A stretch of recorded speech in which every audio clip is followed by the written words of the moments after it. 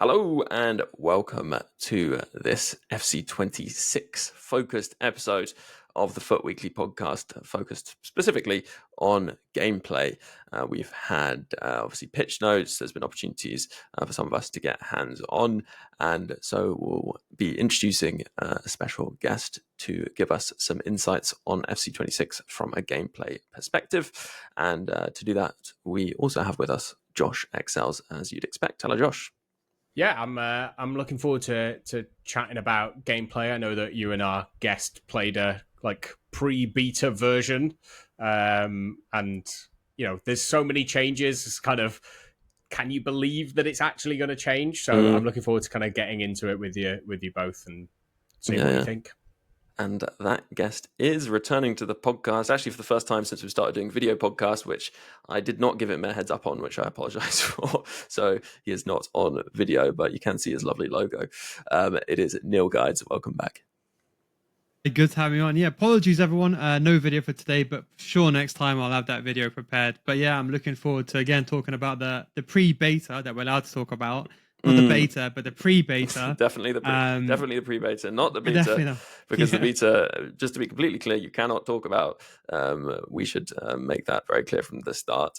It is out at the moment, the beta. Normally they do also send out codes a bit later as well, so keep an eye out if you haven't had one. It's worth reminding people of that. But yeah, for now, let's jump in to, I guess, getting some just general thoughts on 𝗵𝘃26, both, I guess, what you've played, but also the pitch note content, I guess, and what you kind of like the look of, don't like the look of, all that kind of stuff, because we haven't spoken to you about it before, Neal, at all. So I guess from a top level, what are the things that kind of stood out to you about 𝗵𝘃26? I think the first thing when I played it, I also played it. I was in there in Vancouver as well when I played it. The first thing that I noticed was how quick the gameplay is. I mean, normally when they say historically, oh, they've increased the speed, but normally you don't notice anything different. It's just basically almost the same old game. But I feel like when they've adjusted the responsiveness, they've adjusted the passing, the stamina, all of these things collectively is making the gameplay feel much faster. I know there's kind of a debate where authentic and competitive, where does it land? I'm more on the competitive end. I want it to be quick, fast, and responsive, back in the olden days. So that's probably one of the biggest thing that struck me was, the speed of how everything was. That makes sense. And is that, are there specific things you're thinking about there? So passing, I guess, feels a lot snappier, right? That's what I was feeling. And then also the dribbling movement is definitely a lot, better. But did you notice any things in kind of other areas? I guess they said they made changes to tackling to make that more consistent as well, right? Yeah, so tackling, I think, especially the way that I defend, I'm always putting positioning being the most important thing. So I'm normally in the right place at the right time. But do you remember 𝗵𝘃25 last year? The biggest frustrating thing was every time you win the ball back, it just rebounds back to your opponent. I think one thing that I noticed straight away is I was barely getting any rebounds in the build that I played. In the build that I played, I maybe got one rebound max in like an unfortunate situation per game, whereas in 𝗵𝘃25, it was almost like every other tackle was a rebound. So I think that was probably the biggest thing. I just think also a few things I still want to test, didn't have that much time to test, was like, the new tackling system where the stats change the tackling animations. Haven't tested that fully yet. But I think all those things, as I always say to everyone, like, it's not going to be a perfect game. But I think as long as the ship is sailing in the right direction, that is what I would say is the most important thing. Yeah, I think you can. I think you can kind of chin losing maybe 1 in every 10 tackles bouncing back, because there, it does happen in real life. Or if you intercept the pass, the ball just breaks somewhere and you don't have a player there. I get it, but as you say, like, people talk about like triple tackle tacks in 𝗵𝘃25, where you had to make 3 tackles in order to win the ball. So my question around that would be, does it feel like, I don't use the word realistic because I don't think it should definitely be realistic, but does it feel silly that when you're tackling and the ball kind of sticks with you, or does it animate in a way that looks kind of like it's not breaking physics? So it's interesting because there's almost like a stun kind of feature in the build that we played, and it was almost quite prominent when you would go in to make a tackle. That player would kind of be rendered like ineffective for like that split second. I believe the developer, I did an interview one the devs, and I think he said a second and a half. Don't quote me in case I'm wrong, but I think it was about a second and a half. I think that's one thing that you notice. I think that was done deliberately because they had to find a balance of, okay, how can you ensure you win the ball back without there being a rebound? And you're right. But in real life, you're playing a game at the end of the day, right? It's not real life. So I think 1 in 10, I don't mind. Of course, I'd want none, but if I had to be realistic about it, 1 in 10, I'm happy with. I just think at least you have more control is what I'm trying to say. Look, there's always going to be some nonsense that 90 minutes is 1-1 and you get one chance, your opponent gets a chance, you tackle the ball and it rebounds. That probably could happen, but at least they reduced it. 𝗪𝘂25 was just, I'll be honest, it was just a complete utter mess. It was just rebounds going everywhere. You almost needed PlayStyles, you needed top tier players, and you still couldn't even fix it. It was just a shambles, to be honest. Well, that was actually something I was going to ask you. Do you feel like this could mean that anticipate is not quite as important as it was before in 𝗪𝘂25 because tackling should be more consistent? I mean, tackling is so important anyway, maybe that's not going to be the case, but it should theoretically mean that anticipate isn't sort of a must-have. To be honest, interesting one. I have a very contrasting opinion from the most of the community.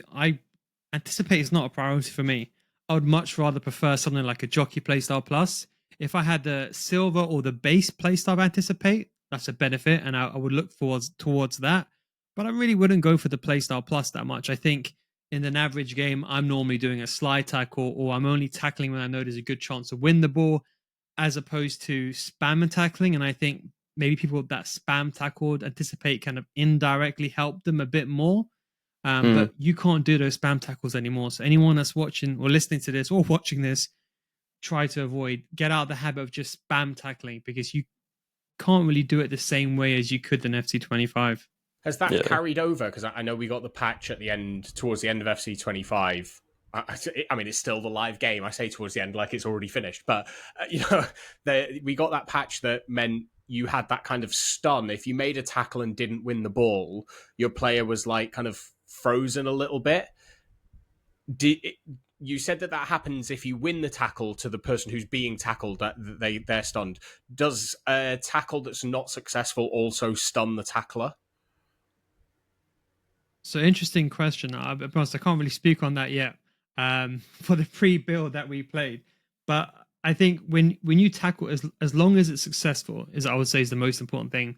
The problem I think was even this year is that even though people are trying to get out the habit of spam tackling, because you could tackle from behind and it was possible indirectly, you start spam tackling, even though you don't mean to. But I think I have an account in every single division. I always try to monitor what's going on in the game. And I see even anywhere below Division 3, even sometimes Division 2, Division 1s, I think people, although they're not spam tackling as much as they would, but they would tackle when they otherwise don't need to. I think there's still the auto tackle feature in 𝗪𝘂26. So positioning should be your biggest priority. You should only really tackle the ball when there's a good chance to win the ball. And I think people talk about realism. In real life, how many times do you see a tackle? Do you see defenders just spam tackling out of nowhere? You don't. And I think people need to understand it's more about your positioning and where you are placed. And you want to make your opponent make a mistake. You don't want to make a tackle yourself and force your opponent to make a decision. You want them to make a decision, if that makes sense. So I think that's probably the biggest thing defensively. But yeah, in 𝗪𝘂26, in the build that we played, you can't get away with what you previously got away with before. And I think also stamina kind of plays into this as well, and how you can reach the ball and stuff like that. Yeah, I was going to say, we do want to move on to the stamina element, but just kind of wrap up this conversation about what noticeably feels different. We're talking about the passing and dribbling. Do you think that change to gameplay could also mean that people are sort of favouring slightly different players in the early game? Like, is there going to be, do you think, more of an emphasis on kind of dribbly players, or maybe that actually things like tiki-taka might be less important because the passing feels good anyway, potentially?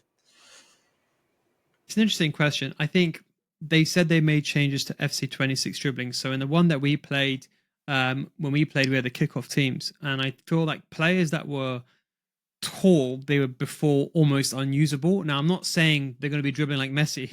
Don't get that confused. But I would say they're a bit more viable. is what I would say. I would say when you have the ball with them, you wouldn't feel like just ushering the ball to someone that's maybe shorter and agile. You could still move with them a bit better. But what I would say is the left stick dribbling, I would say I felt it a bit more reliable. So do I think there's going to be a shift? I think also the physicality changes. Maybe we might touch on this later on, but for example, that enforcer playstyle, I think with the shielding, if you know when to use it at the right time, in the build that I played, it was very effective. Yeah. I mean, we could move on to that playstyle actually. What would you say was effective about it, and kind of what scenarios should people be looking to use it in? So I don't even think you need a playstyle. So again, I'm referring to the build that I was playing, because just to give you a bit of a reference, there was many different builds that go around. So for example, the beta is a different version than the one that we played, and presumably they'll be updating the builds. But in the one that I played, and I think should be the one that was consistent, shielding was actually very effective, but you need to know when to use it. So I think when the ball is coming towards you, you can then shield the ball. Whereas before, if you shield the ball, your player can't just spin around in a circle and try to protect the ball. Whereas now they actively go to push the player. And then when they receive the ball, I think the most important thing here is timing. You can't just hold the L2 button. You have to know when to press it, what situation is the player close to you. And I think that's a good thing, because you just don't want someone to hold the L2 button and then it works every single time. So with this one, I think it's effective. The enforcer playstyle basically makes it even more OP, I would say. But I don't think it's as important. I think you can still do it with the average person, if that makes sense. But that's why I'm saying, if there's some situations, maybe you could think of a Lukaku where you pass the ball to them, get the ball on a half turn, and then you can shield someone off. Someone with an enforcer playstyle of that nature of a body, I think that's when it will be effective. So I think that's when those playstyles kind of come into it, and that's when you can see the changes of physicality. So I would say taller players are more viable, but I'm still going to lean towards the shorter players, the more agile players that feel liquid on the ball when you're left stick dribbling. So we've kind of like danced around playstyles a little bit. I wanted to go a bit more general with playstyles. I think one of the problems people had with 𝗪𝗀25 was that you kind of needed to have certain playstyles in order to perform fairly basic actions, like passing the ball 5 yards. Did you feel that in the pitch notes, they said they tuned down the, like, how big of an effect playstyles have compared to stats? Did you feel that at all? Was that something you could kind of tell in the game, or was it difficult, if you were just playing kickoff? I think you can notice it. I think it's not just the stats per se. It's because they've changed the speed of passing, and maybe that in some ways, when you execute the pass at that latest point where that pass otherwise you wouldn't have gone away with an 𝗪𝗀25, or maybe you couldn't make it.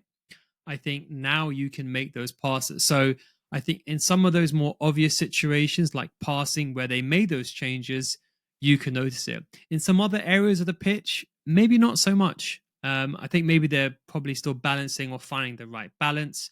They've said that they've made it so they don't want players to feel like they need play styles, but I feel like in some situations you still might need them. I'm not saying there wasn't a change, but I would say maybe not much has a change. But I think definitely you can notice when you play the game, in some situations, and last year when you make it through a ball, you almost need like an incisive pass, whereas this year, when I played it in some situations, you might have not needed it. So I think in some situations, yes, and in some situations, no. Yeah, that makes sense. I mean, in terms of these different play styles, did you get much of a chance to mess around with the 𝗪𝗏 play styles? Did not, but not too much. I'll be honest. That 𝗪𝗏 playstyle, I mean, I'm happy they gated it behind. I think quite rightly, there's only a few players, and it came to the point where the game was unrealistic. People were just spamming 𝗪𝗏s outside the box. But I didn't use it that much. I'll be honest, 𝗪𝗏 is not really that much of my basic play style. I mean, play movement, or the way I play, should I say, rather. But the play style, I did use it. I think the 𝗪𝗏s, like when I used them, they were significantly changed. They weren't as powerful as they were last year, whereas last year you'd almost do them at an angle and it was almost a guarantee situation and you couldn't even defend against it. So I'm happy they made those changes. Yeah. I think we want to talk more about shooting actually, but we'll do that after we've had a little break. So we'll pause for a sec and come back with more shooting in 𝗪𝗀26 related chat. Hello, and in this break, a quick reminder that the pod is made possible by supporters. The pod didn't used to be weekly. Yes, Foot Weekly wasn't actually weekly for a time. And then someone suggested setting up the Patreon. And since then, the pod has been weekly. And in fact, it's been twice weekly because there is that supporter episode every single week. So if you'd like to catch that episode and keep the podcast going, it's just £3 a month to do so. And you get loads in return. And there are perks higher than that, including access to the Discord too.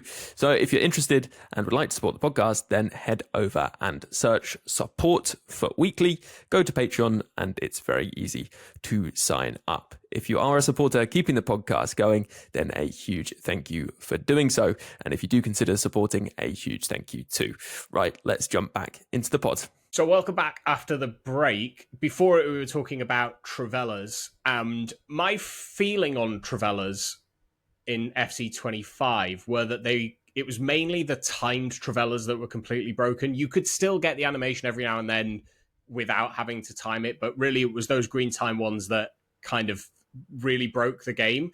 Obviously, timed finishing is something that's been removed for 26, and a double tap of shoot is now low driven. So firstly, Neal, what was your experience with kind of time finishing going? Was it something you used a lot before? How difficult was it to kind of get used to not pressing it a second time now? And then if you did, how good were low drivens? Because I think that became kind of the other mode of finishing towards the end of 25 was the low driven playstyle. So I think that's one thing that I'm actually trying to still fix. I think indirectly I still double tap, and I don't, even though I know there's going to be no time finishing, but it's just something that's been instilled in your brain for the last 5-6 years that you just naturally do it. So I think a lot of shots that I end up doing end up becoming low drivens without me meaning to do it. But I think you're right. 𝗪𝘃𝑚 last year, a lot of them are also because of green timing. You could still score a 𝗪𝘃𝑚 without green timing, but when you did, it was too overpowered. I think the way the developers were explaining it was they had to adjust shooting, and then when they adjusted shooting, then they then had to take into account for time shooting, which was on top. So it made it hard to balance, because let's say you made it ineffective, maybe that would affect time shooting inside the box. So it's very hard for them to balance time shooting as a whole, and that's the reason they got rid of it. But I think this year, when I even like now playing 𝗪𝐹𝐶25, it's so hard. I just think it might take maybe a month or so. I think the best thing to do is just turn off time shooting now. If you're playing 𝗪𝐹𝐶25, even if you're still playing your rivals or your weekend leagues, yes, you might not score those goals that you otherwise would. Maybe get a few more losses. But I think to prepare for next year, turn it off early and just get used to, for example, not timing it. And then when I use the low drivens, I really liked it. I mean, one of my favorite was a low driven power shot. I found it was very, very effective when I used it in the build that I played. But that's what my advice would be. Just get rid of time shooting. Just forget about that for now, because that's going to be the hardest step to take, and better to take the risk now, as opposed, we're not too far, we're a month away, are we not? Over a month away from the game. In a few days, I think. Yes, I think now is the best time to make that decision. And I mean, the other thing is, should they be turning on precision shooting, right? Because that is the way to get an edge now. I think it's actually the best time to learn it. What I would say is, first of all, turn off time shooting. I think that will be the first thing, because I think indirectly, if you turn on precision shooting first, you'll try to time it, even though you don't mean to. So I would say, first of all, turn off time finishing. Then I would say, if you're at that level, and I know I only recommend it for elite players, but I think at this stage of the cycle, everyone can try it. Why not? What are you realistically playing for? The game's going to be ending in a few weeks, unless somebody's trying to make those mega teams. But I would say this is the best time to learn precision shooting. My logic is, look, the last time finishing was good, in my opinion, was FIFA 21. That's when it was effective inside the box, near post, far post, even goalkeeper movement wasn't as effective because finishing was so good.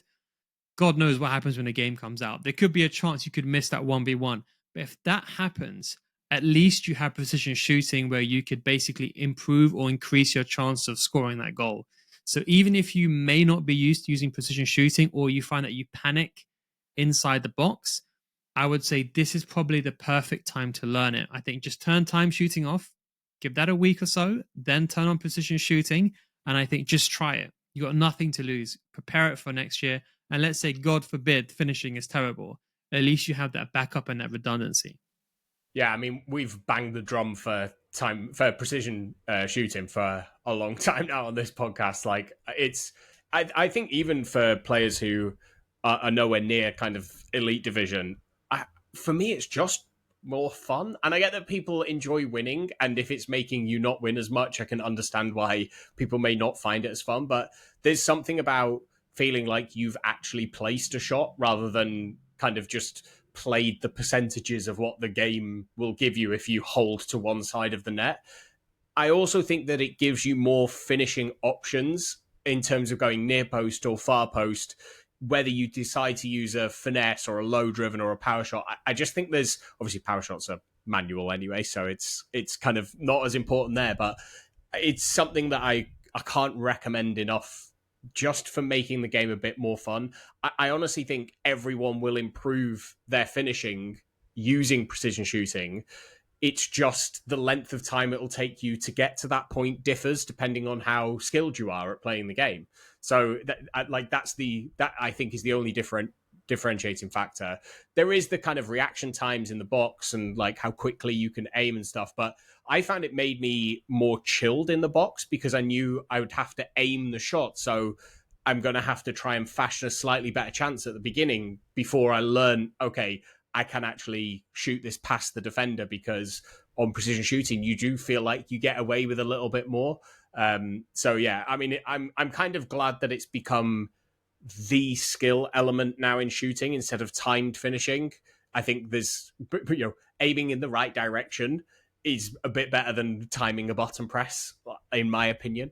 So I'm glad they've changed that. What was like, to stay on shooting? What was your feeling in kind of shooting as a whole, and also on the flip side of that, goalkeepers? Because one of the big changes they've made is goalkeepers kind of deflecting the ball out of play or away from danger. Is that something that was very noticeable in game? And did goalkeepers feel overpowered, underpowered, even though it was an early build? What was your feeling? Before I get on to that, just to touch on precision shooting, I think one of the best ways to practice it is just do it in a practice arena. Don't go into a game and turn it on, because you're only going to get one or two key chances to score in that game. I would say the best way is just to go into the practice arena and just aim at the goalkeeper. Just keep it on target first, then move slightly to the left and slightly to the right. To start in the middle from the halfway line, run towards the box, and then slow down, jog, and then shoot. Then try different angles. So maybe go like near towards the bottom half, or let's say, for example, near the corner flag. And you will see that all those acute angles is much harder. So when you're on goal, like you're facing straight, it's much easier. When you're at those more acute angles, that's where it can be difficult. But that's the best way to practice. So that's what I would say is, don't even go into a game. Just figure out the day you want to change, then just go into the practice arena, just do like 100 shots. And then every single day, just practice 10 or 20 just to get into that groove. And then that way, when you go into the game, you're going to feel more confident. As I said, look, elite is what I'd recommend, but because at this time of the year where there's not that much to play for, if you lose, it doesn't matter. It's not like you're going to miss this week rewards that's going to cost you in 3-4 weeks time. So I would say everyone should at least give it a try, is what I would say. In terms of shooting, I think goalkeepers, I found them to be, the animations were good, sometimes too good, if you're asking me personally speaking. I tested both with precision and assisted, and that's why I'm saying also to use precision, because just in case goalkeepers are effective or too effective. But I feel like they've fixed those rebounds on how the goalkeepers make the save. I didn't really experience that many saves in the build that I played, but it was more, at least the ball was going away in a different area. I'm not saying it's going to be completely away, but at least it was going away from, you know how it was last year. First, you had tackle rebounds. Then if they got through, your goalkeeper could just parry it into your own box to your opponent. So I think the logic of how and where the ball gets distributed has changed. I found that, for example, in the build that I played, as I said, 𝗪𝗏𝗪𝘀 wasn't as anywhere near as effective. And even like those finesse shots from last year from really far out that you would do with a green time shot, even with a finesse shot playstyle, I tried that on the build that I played, but you just couldn't do it the same way you could last year. So if anyone is used to doing those things last year, You're going to have to start getting used to it, the new changes, etc., etc. So I would say shooting as a whole felt better, but I feel like they can still improve. I think they need to improve the logic in 1v1 situations or assisted shooting, and also, for example, how goalkeepers still come out and save, because sometimes in 1v1s, I was missing some chances which you should be scoring, if that makes sense. Yeah, it's interesting as well. I did want to point out to people that obviously not only is it the case now that there isn't time finishing, but as we've said, the fact that time finishing controls the double tap is now low driven. That's going to mean you're accidentally doing low driven shots instead of time finishing, which was already mentioned. But the other thing is obviously that if you want to do a low driven shot, you no longer want to underpower your shot. You now need to double tap your shot, right? So when I first started playing, I was like, God, my low driven shots are terrible. What's going on? And obviously it was just because I was just doing an underpowered regular shot instead of a low driven, but it still travels along the floor. So it kind of looks like you're doing one, but it's just really bad. So make sure you're doing your low drivens by powering up and then pressing the button again. Because I think a few people are going to be doing that early on. But yeah, I think there's a lot of interesting changes around shooting that are going to make things feel a bit different this cycle, which is nice. I think it's always like refreshing to have changes to shooting. And so it's good we're seeing that. And it's just worth, I think, really taking in what Neal was saying about practicing, because as you said, Neal, you just don't get that many opportunities to shoot if you play, especially if you play online. And, if you play squad battles on low difficulty, you'll get plenty. But if you, go straight into online, I think you'll probably find that shooting feels a bit off compared to what you're used to. Keepers are different, as Neal was saying. So yeah, if you take the time to practice on maybe a lower difficulty squad battles, although I think the goalkeeper difficulty is lower as well in squad battles if you lower the difficulty. So it's not always, super useful. But yeah, certainly going to arena, taking a high volume of shots could be quite helpful. So I think that's a good tip. Should we maybe move on to talking about another topic? There was something that came up when we were doing the pitch note read through, which I think Josh and I, having discussed my experiences playing the kind of early version that I played, I think your concerns around stamina are kind of reflected in that experience. So maybe Josh actually explain a little bit again about how stamina works. I think it's something that a lot of people maybe won't have necessarily grasped, the significant change to stamina. Yeah, so in previous titles, it's interesting actually, a lot of the literature from previous titles around how stamina works seems to have been taken down from EA's website. It's very difficult to find, at least. But in previous titles, the lower that your stamina was, once you kind of ran out of what they call, I think it's first stamina. It's like, because you've got 2 stamina bars. I can't remember. It was primary and secondary stamina or something. Or one was fatigue and one was stamina. But essentially, once you got low on stamina, your players became like less nimble and less agile, couldn't sprint as fast for as long. Like you could feel when a player had kind of run out of their stamina bar because they just couldn't really get to that maximum sprint anymore.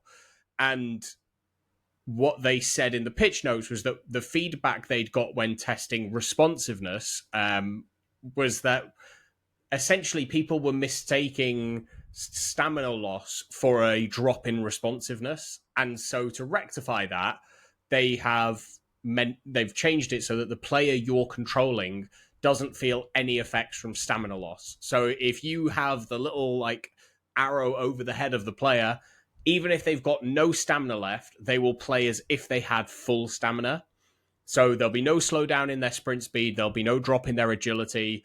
I've often felt like low stamina has affected kind of passing and first touch and all of that. Now, it may be composure that it was affecting, but that it seems like they've removed essentially any negative effects from stamina of the player that you're controlling. So all of the AI control players, all of the kind of your teammates will be kind of running with the effects of stamina. So if they've got no stamina, they won't be able to sprint back as quickly. But if you're controlling the player, they'll kind of not have any ill effects of it. It's a change I don't like the sound of. I feel like it's just an education issue of like people need to be told that their players are running a bit slower because they've got low stamina, or that they can't run as fast for as long because they've got low stamina, rather than just removing it. my hope is that because it works on both sides of the ball, that defensively you are kind of rewarded for manually defending, because you're going to have to track runs, actually controlling the player to track the run. Otherwise, you're not going to keep up with them speed-wise. I don't know if that was your experience playing the early build. Like, did it feel overpowered? The less said about keeping up with attackers, the better, honestly. There is some... I mean, it's always tricky, obviously, with the fact that you don't necessarily have fast defenders at the start of the game to keep up with the very fast attackers. So that might have been a factor. But yeah, but you're right. Like, if you are moving around with a defender, you get the benefit of the stamina not having degraded, whereas if you're allowing the AI to follow players around, those players could be tired and not be able to keep up. So yeah, you're right, it does have an impact on defending. But just going back to your point, I think that it's worth mentioning that there are these two almost stamina impacts you can see. There's the like stamina bar, which is like steadily going down during a match, and then within that there's almost like another bar which drops when you're, well, currently, like in 𝗵𝐶_25, it drops when you're running with the ball. You'll see it go down. If you're shielding, you notice it going down, right, as well. That's another thing. Whereas now, I guess that bar is just not going to... That sort of secondary bar that drops as you move the player, dribble, etc., is just not going to be depleting, right, Josh? That's what seems to be happening. And so that effect is not being factored in at all when you're on the ball, or when you're controlling a player as well defensively. So yeah, it is quite a significant change, and it's one that will probably mean I don't know. I just feel like surely the counter-attacking meta is going to be stronger as a result, which isn't something people necessarily want. But actually, with this game being a bit more arcadey, maybe that is kind of inevitable anyway. Yeah, I don't know. Like, I get it. I just feel... I feel that if you have a player that has no stamina left in the stamina bar and they don't feel the effects of that if you're controlling them, just remove it completely. There's then no point in having it at all. I then wonder about kind of substitutes and the impact that substitutes will have. We got the pitch notes that we were apparently getting a super sub type feature in 𝗵𝐶_25, and that never came, and I don't think has necessarily been spoken on since. And are we just not going to get that now because of this change to stamina? I don't know. I quite enjoyed the idea that having subs made a difference, and maybe it still will, because obviously it's AI controlled players and everything. But yeah, my only kind of saving grace with this is that in the pitch notes, it said at the bottom, this feature is under review. And I imagine it's one of those things that if it is super overpowered when the game starts playing and all we're seeing is people... Like, one of my biggest worries is that someone will just, if they're winning, grab the ball with a striker and they can just full sprint around the entire pitch, never getting tired, never taking a bad touch, because then they're not feeling the effects of stamina and you can't get the ball off them. That's my kind of... If I think about the community as a whole and what they tend to do to try and get wins, that's kind of one of my worries. So I hope that it's something that's reviewed pretty quickly. And obviously when we chatted to Rich and Jamie last week, they were saying that they now have a dedicated team that's looking at feedback that can implement changes a lot quicker. So I'm sure it's something they'll be keeping an eye on. But yeah, it's the least favorite part of the updates to 26, I think, for me. Yeah. In terms of that as a question, what was your least favorite part about the game, Neal? I know it's maybe a little bit of a negative thing, but of the build that you played, what was the thing that you didn't like the most? I think it's interesting that you said stamina. I think one issue was it was very hard to test this because obviously you only have a certain amount of time, and I wanted to test it against a very good player was pressing. I did feel like sometimes if someone knows what they're doing, it can be hard to take the ball away from them. As you said, running around. There's certain angles where you can run at where you don't have to use your winger, then you have to go apply pressure, then they pass the ball, and it's hard to get it off. And I felt like Teammate Contain, I think the last time Teammate Contain was really good, in my opinion, was FIFA 19. It was good to the extent where you could press, but it wasn't overpowered.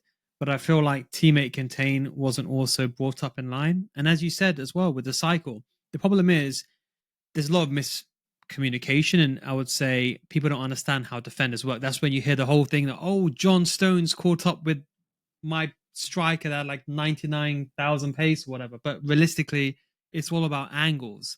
So I think there's a big misunderstanding and not really the right education, I would say, in place, or people believe nonsense they see on Twitter. But you have to understand it was all those concepts. I think the problem is with stamina, as you mentioned, is defenders are too slow when the game comes out. The average defender is going to be like, what, 78 pace? Gold usable defender is what you ideally minimum want, and there's only a few players that have that.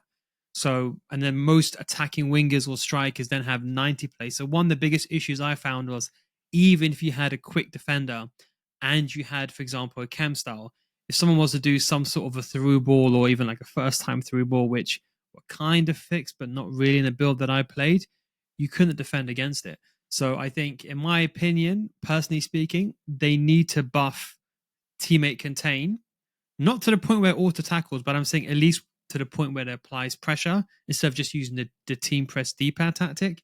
And they also need to adjust how fast those defenders are. So at least if that player who has 99 sprint speed at the end of the game and they're running at you, at least if you select your defender early, you can run back and recover, because you're already at disadvantage. Because number one, you're reacting to someone already running behind.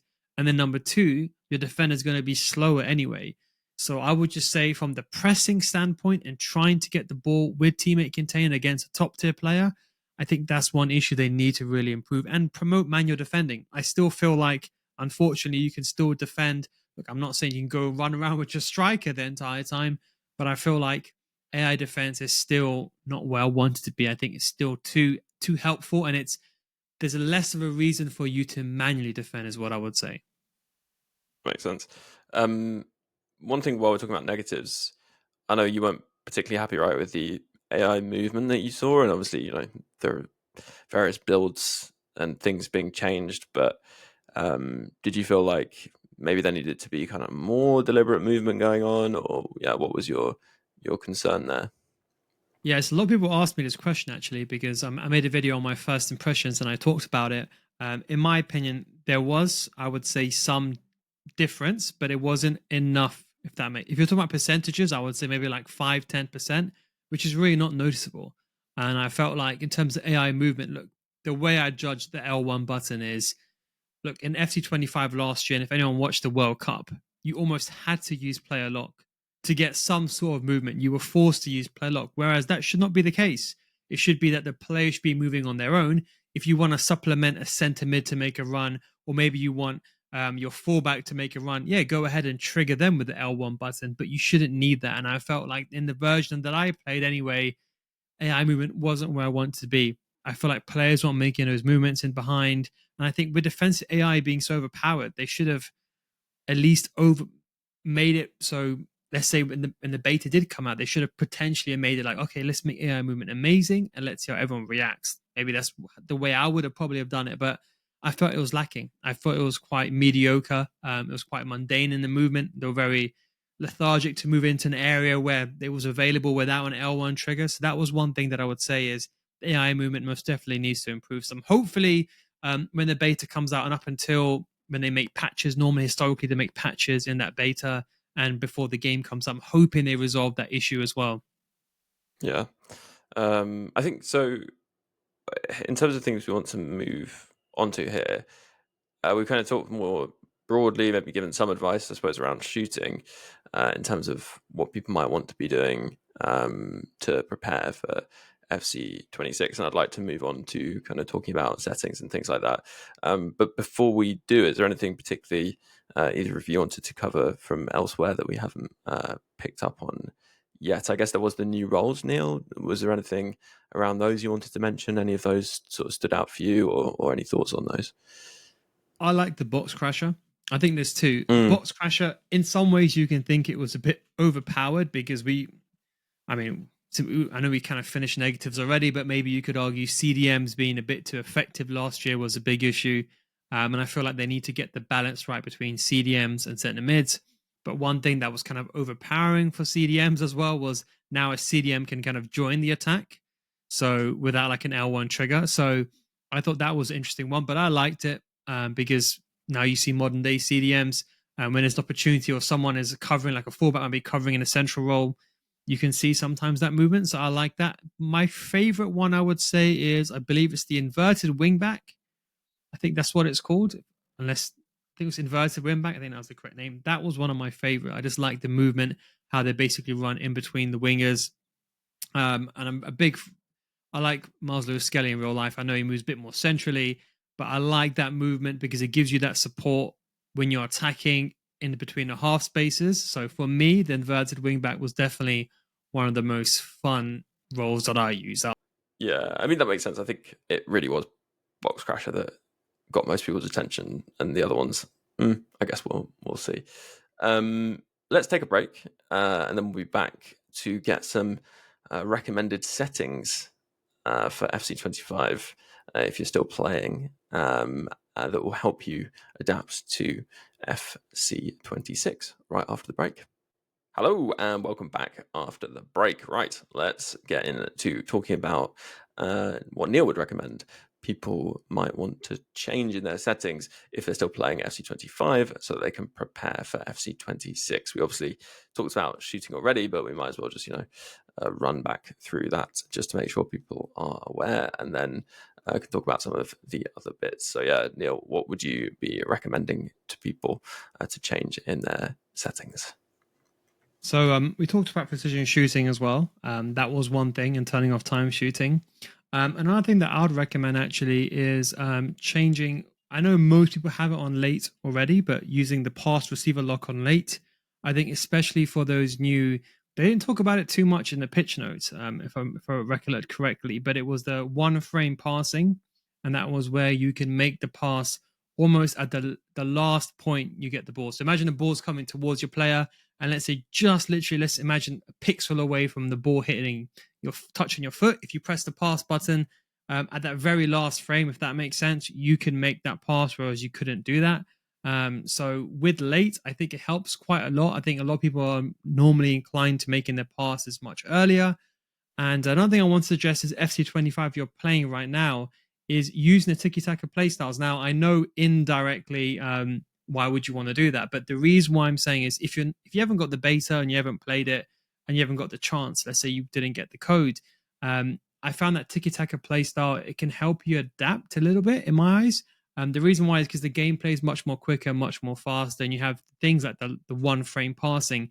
And I feel like with tiki-taka, it helps you play quicker. And what I mean by that is, okay, although you're not playing in 𝘵𝘂𝗻𝘀, the ball is moving quicker. You're seeing passes that maybe you otherwise wouldn't have if you play slower. It's a bit hard to explain this, but if you imagine going back to like an old FIFA 15, 16, the gameplay feels much quicker. We've almost adapted to play to this slower gameplay. So I'm just saying, start making those quicker passes. It's not necessarily because you want to improve those passes, but it's just so you understand, for example, okay, I'm used to now passing. I can make those passes quickly, where otherwise you wouldn't have done so. If that makes sense. I hope I didn't over explain that, but just to get yourself ready, your brain ready to react quicker to pass is what I would say. Yeah, that's interesting. And then, I mean, would you say that is something, in terms of changing those settings that people can kind of do? I guess you were kind of saying that there, but like, is there a particular play style you recommend people try and adapt to slightly? Like, are you saying, do a bit more passing, fast passing, a bit more dribbling, and that will help you prepare for the new game? I mean, I know it's tricky to kind of make gameplay style recommendations at this point, but what I normally say is, I have this rule that I tell my patrons is you just go back to using the basics. I think a lot of people I always get these people say, oh, I was elite last year, but now when the new game comes out, I'm stuck in Division 7, Division 5. You really need to make sure your basics or fundamentals are there. So if you're used to just spamming Travellas and you're in the elite division, I'm sorry to say, whether you like it or not, you're not an elite player just because you're spamming mechanic. So things like speed boosting and all that stuff that maybe you're probably using in the last few weeks or so, you got to kind of stop doing that. Try to get back into normal way. You can still use things like player locks. I think they will be effective next year as well. And there's some that I would probably recommend trying as well if you haven't used player lock. But make sure you get out of all those things, those finesse shots from outside the box with the finesse shot play style. You're doing those first time through balls. Just get them all out of your locker. That way, when the game does come, you're not just relying on, what was effective last year is what I'd definitely recommend. And maybe a bit of an indirect, maybe a bit of an older advice that I normally give is sometimes it's worth just using the lesser players. Not maybe now, but maybe a week before the game comes out. Just get used to using those gold players. Although the gameplay will feel faster in general, you need to get used to using those gold players. That's not going to be making a perfect pass, not going to be making a perfect shot every single time. So just get used to, facing the play and making those passes. Whereas before, this year, you kind of get away with that kind of stuff. So that's what I would recommend. I mean, it's interesting, actually. We know because EA have said so, or the economist Jamie on this podcast has said that the power curve will be slowed down. Do you think that's going to have much of an impact on gameplay in the early part of the cycle, Neal? I have a suspicion that maybe it won't have as much of an impact because, as we were saying, the game feels more responsive, and so therefore actually better players in 𝗵𝘃𝗰𝗀 might feel kind of worse than the worst players in 𝗵𝘃𝗰𝗀𝘀 because 𝗵𝘃𝗰𝗀𝘀 feels a bit more fluid anyway. It's an interesting question. I mean, if you want my honest, complete, candid opinion, I think most people make the wrong decisions using the wrong players.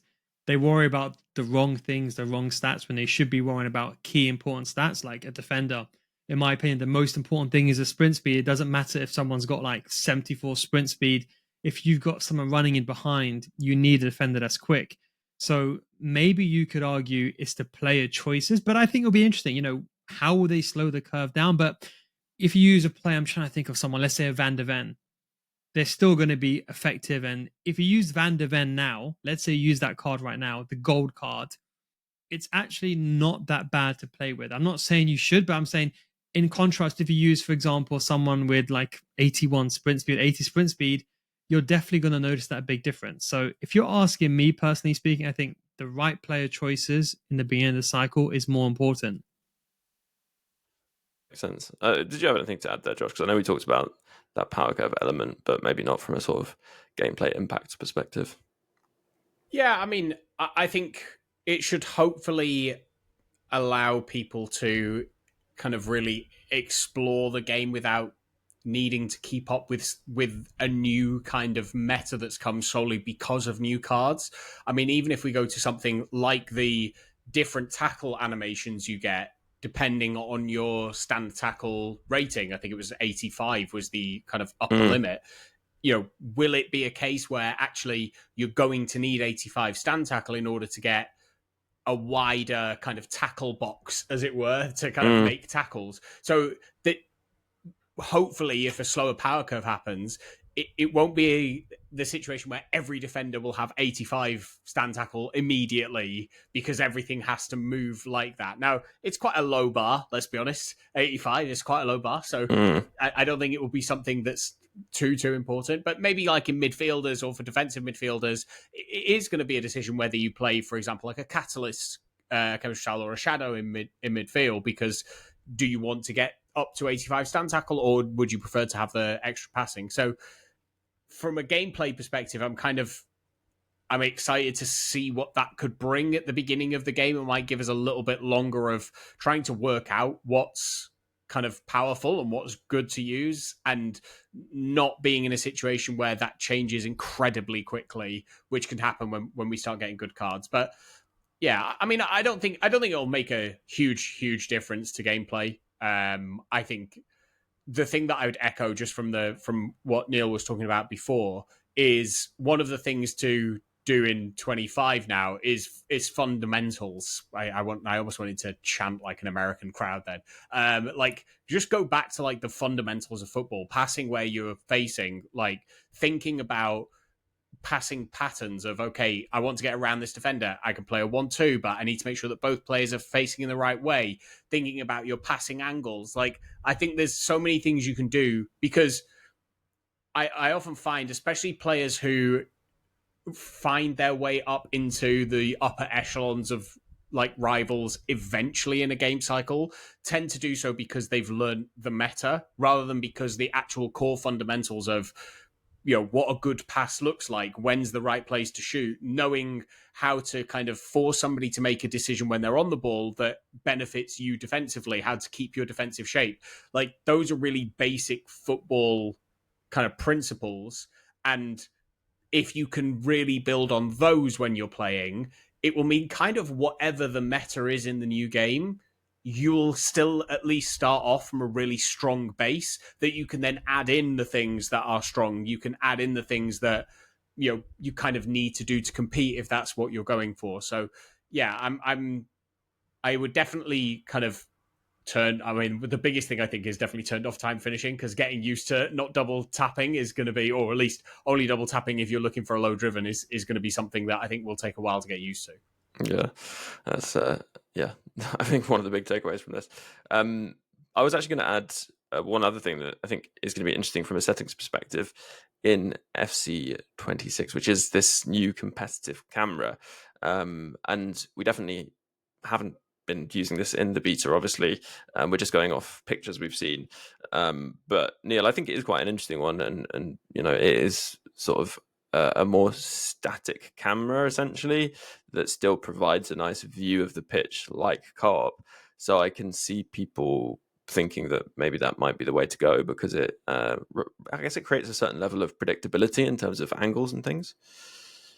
I actually really like it. I mean, in my opinion, you want to see the most information as possible on the pitch. So I would always lean towards a co-op camera angle anyway. A lot of pros use it as well. I think people still use tele-broadcast because the pros use it, but the big difference is that pros look at the radar quite a lot. So they have like a peripheral vision of where players are. They know what role they're going to play in. But I think with this new camera angle, it gives you the best feeling of being able to see the pitch, and then you can see the entire pitch. And if you want to, you can also see the crowd. And I think, especially if you adjust this with like the high contrast settings, it can be sometimes really good. I mean, when I was playing in the build that we played, I was just making, for example, players red and blue, like, you know, almost how you see in the pitch notes, you see those the ones that EA give us. So I just think for visibility is a big difference. And I think you can see everything in the pitch. It's quite flat. It doesn't curve too much, or it kind of pans in a straight line, but it doesn't, for example, go slanted where sometimes it distorts, you know, how far a player is away from you. So I think honestly, it might be the new go-to camera angle.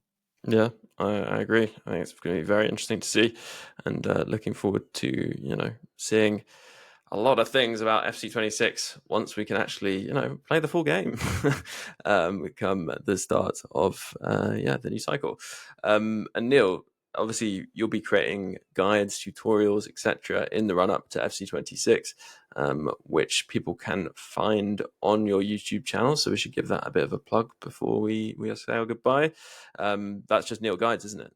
Just search that up. That's correct. NealGuides. You can search it up. You should be able to find it. NeAl. NeAl, yeah. Pretty interesting. I had to end up buying the domain of NeAl because people keep sending me emails with the wrong email address. Funny story.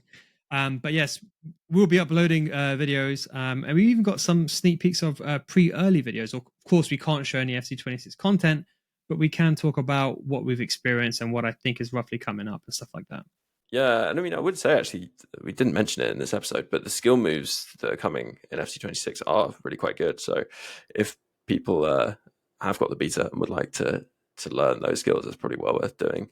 And yeah, on that, I think we'll say our goodbyes. So first of all, Neal, it's been great to have you on. Thank you very much for joining us. Again, thank you as usual. Pleasure coming into this podcast, and for sure next time I'll have my camera ready, I can assure you. Yeah, he's not just the logo, which most people will know because you are on camera on your YouTube videos, of course. And then we can say our goodbye to Josh as well. Josh, thank you very much for joining us on this podcast. Thanks. Also, not just a logo, you know. Yeah. And we should also add that if anyone would like to get an extra podcast every week, or pretty much, obviously it is the summer, as the usual caveats will apply for that reason, but you can become a supporter and get double the podcast content. And you can do that over on Patreon. Just search Support for Weekly. And also, it's worth saying that if you would like just the regular podcast in your podcast feed, then do subscribe via the various different podcast apps. Of course, subscribe on YouTube too. Drop a comment, leave a like. We do check all the comments, read them all, sometimes bring them into the episodes. So it's great to see them.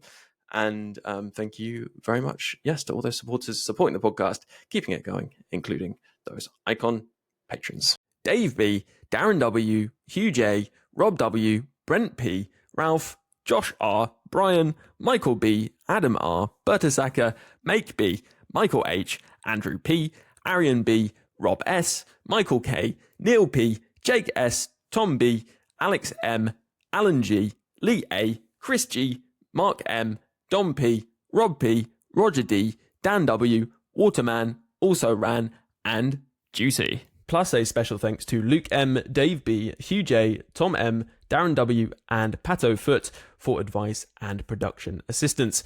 Before I leave you, just one more thing to add though. Ultimate Team is a bit like life really. It has its many ups and downs. If you're having a few more downs than ups in real life in these more difficult times, then please don't feel that you're alone or need to struggle on without taking action. If you go to thecalmzone.net, there's loads of resources, advice, support, or even just a friendly chat for anyone who needs it. If it sounds like it could help you, then head over to thecalmzone.net. And for now, have a good one, and I'll catch you on the next podcast.